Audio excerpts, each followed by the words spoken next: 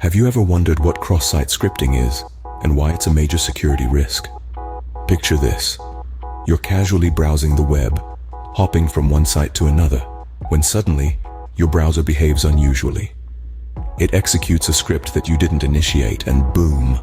Your personal information could be intercepted, your browsing session hijacked, or worse, your computer could be redirected to a malicious website. This, my friends, is the dangerous world of cross-site scripting, or XSS for short. XSS, as a term, might sound like something from a sci-fi movie, but it's a very real and prevalent security risk. It's like the seventh horcrux of the OWASP Top 10 list of web application security risks from 2017.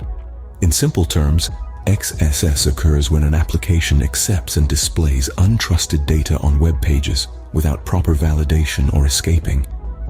This negligence allows cyber attackers to inject malicious scripts into web pages viewed by other users.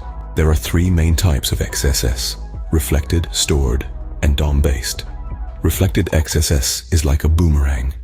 The malicious script is part of the request to the server and gets reflected back in the response.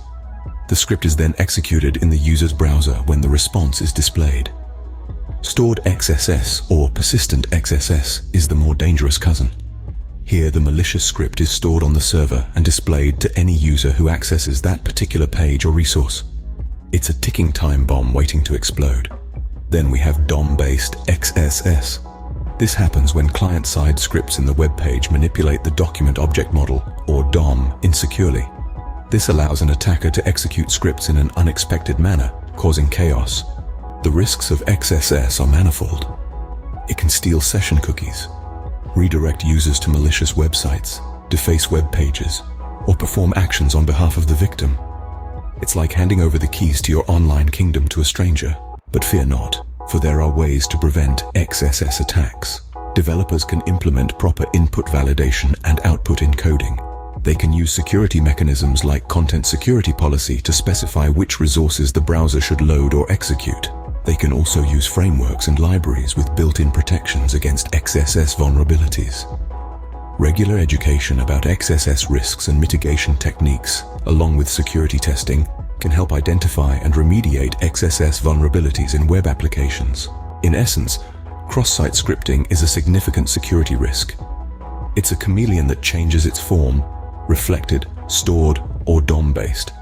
It can have harmful consequences: stealing session cookies, redirecting users, defacing web pages, or performing actions on behalf of the victim.